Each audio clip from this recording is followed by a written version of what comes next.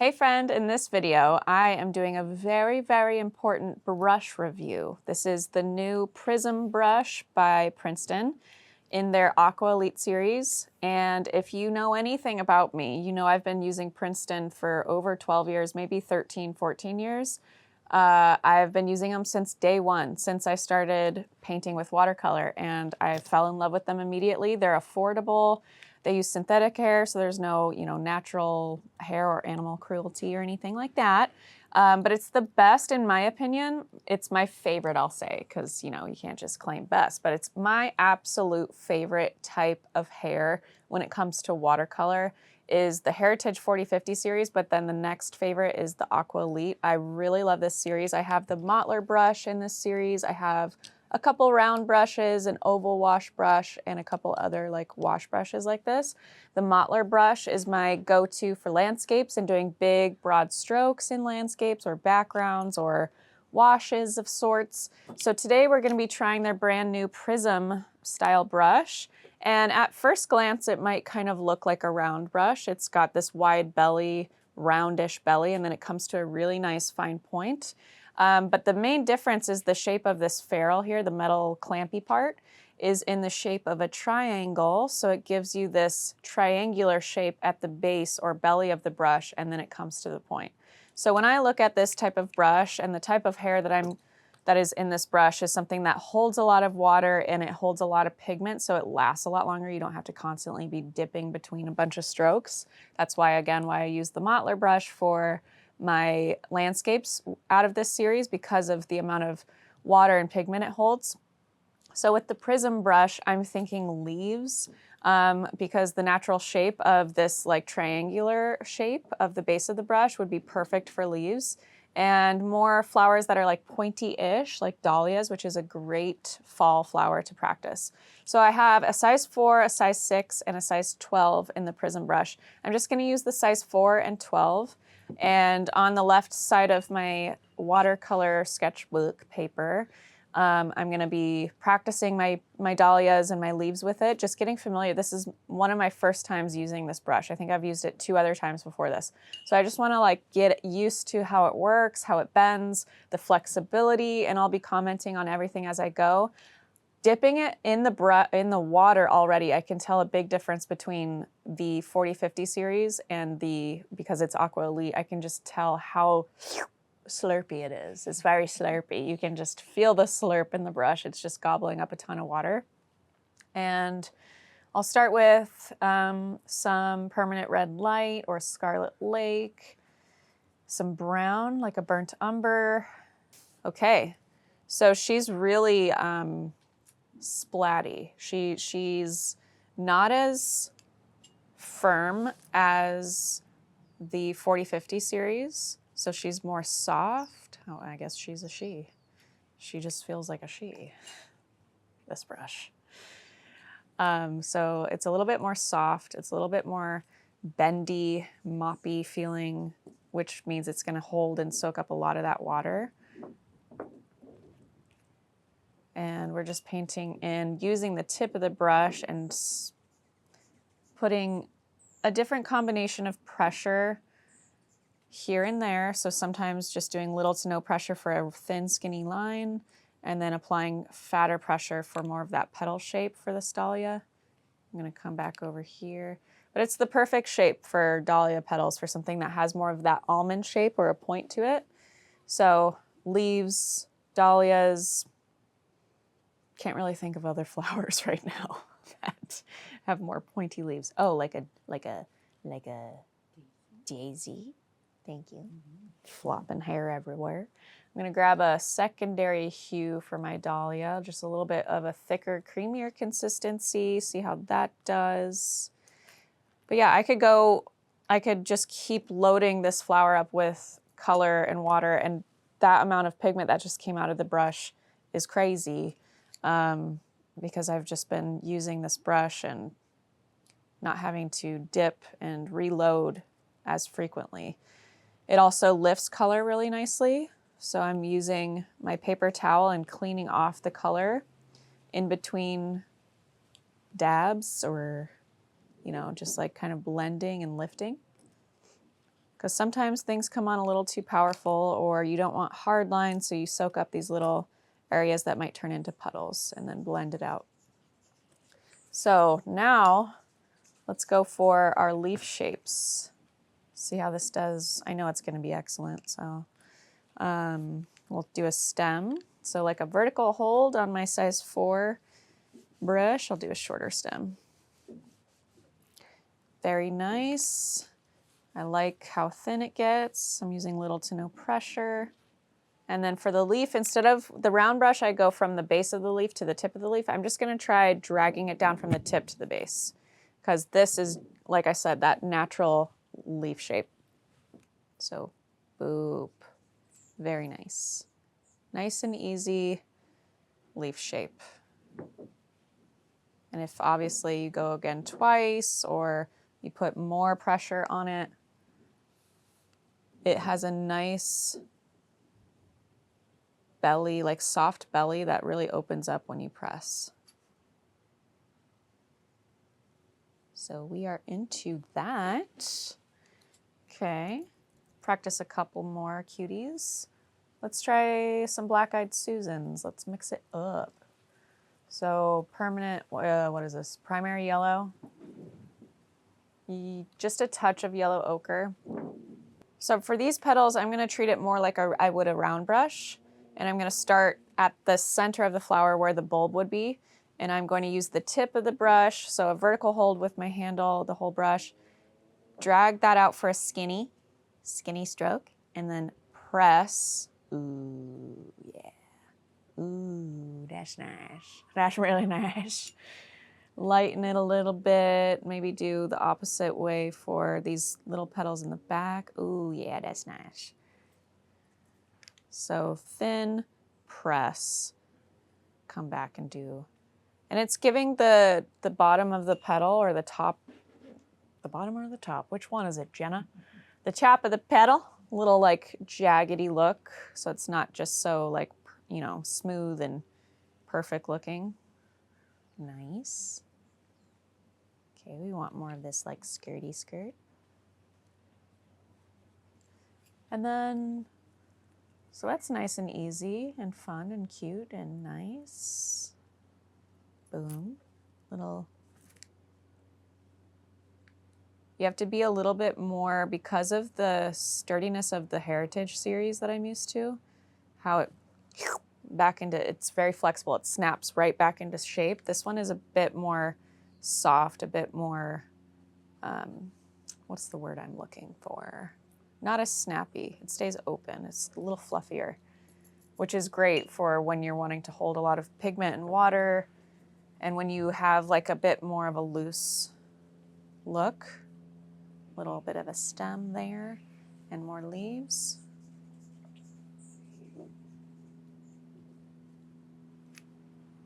Do not like the direction of that leaf, but you know, we're just practicing. It's fine. Everything is fine.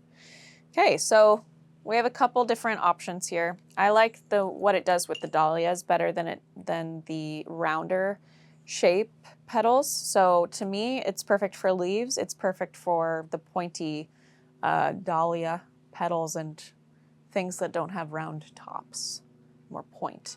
So now I'm going to move over here and do a floral arrangement painting. Or actually, what I'm going to do is my mom has these single dahlias in her side yard back there. That's like this golden yellow color, almost like a sunset color, but the leaf and stem is like a blackish purple.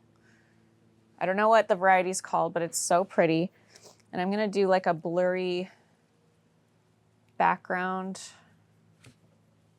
first with this size 12 Prism brush. And just because I know that this Aqua Elite series holds a lot of water and paint, I know I can get a ton of pigment and water down in just a couple of strokes. So I'm just gonna practice a little bit of that. I need it to be way more purple though. This purple's not coming up. So we'll do blue.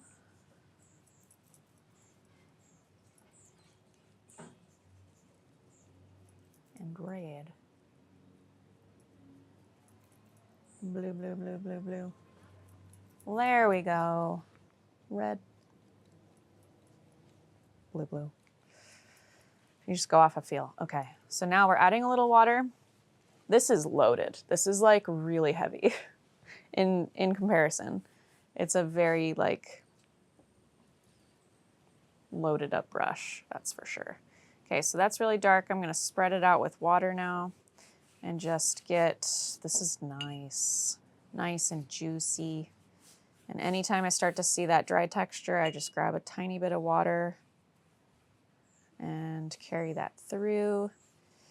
Very nice. So we have our background, and then we can add darker leaves with the same purpley gray color, and also the faded. Once this dries a little bit more, I'll add the yellow so that it doesn't blend as much. So just kidding. So we'll grab more of this color and start to sprinkle in the leaves. Just getting where I'll add darker leaves on top. There's more purple. So again, perfect, like plop it down leaf shape.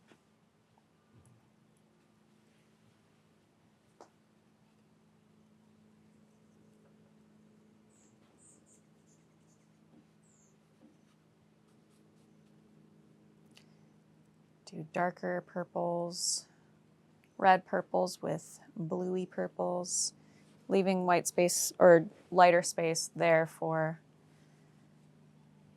where I'm going to place the fleur. Gardeners, of course. We are just up against the elements today. Not trash day, but... No. If it's not trash day, it's hey neighbors, everyone shout day. Or, you know, cue airplanes, cue weather. Bring your loudest friend. Bring your loudest friend. Yeah. Oh, good Lord. Lawnmowers. I think that everyone that's in the same neighborhood should decide on the same day for all of their gardening. So that it's just noise and then it's gone. Yeah. You know? Yeah. My And neighbors do that. They share up. They do? Gardeners on Fridays, 3:30. You got some smart neighbors. Our old neighbors and us had that conversation, but we never did anything about it. So now we've got this fun, blurry, these are the yellow dahlias. I used the size 12 Prism brush for them, using the top of the petal for the top of the brush and plopping it down. Now I'm going to use the smaller size, the 4, in a thicker, dark brown purple.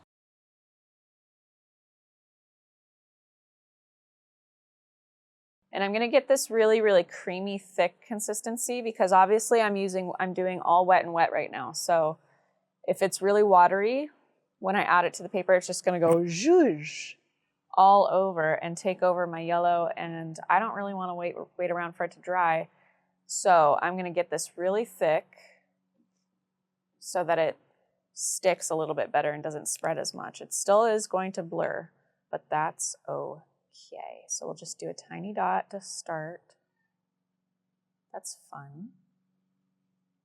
And I love how everything is just really soft right now. I'm going to use the same color and the tip of this brush to pull out some of these stems. And they don't need to go all the way down. They can just be like, the essence of a stem is around here somewhere. Same color for more wet and wet. While we wait for everything to dry, kind of just pull out more of these like splatters that I did as maybe they're buds. Getting less blurry up here. So I'm wiping off any excess, which there's so much excess that comes off these brushes. It's crazy actually. So I'm swiping it off, getting it thinner. I can also use the bottom end of the brush, which I like to do sometimes for these thinner, crispier stems. Kind of like I would if I was adding a pencil or something like that. That's fun.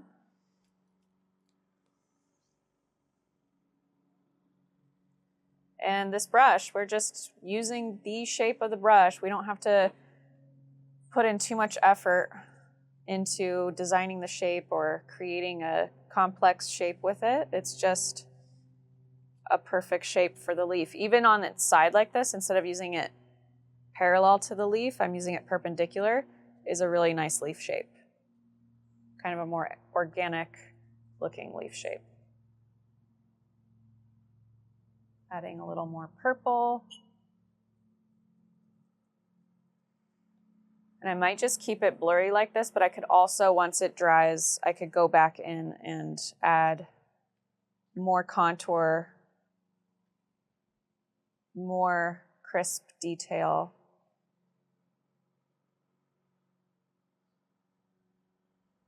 All these lights and darks dancing together.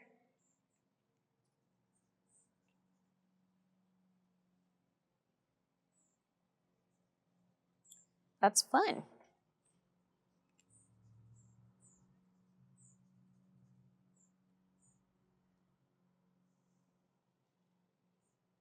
Very nice.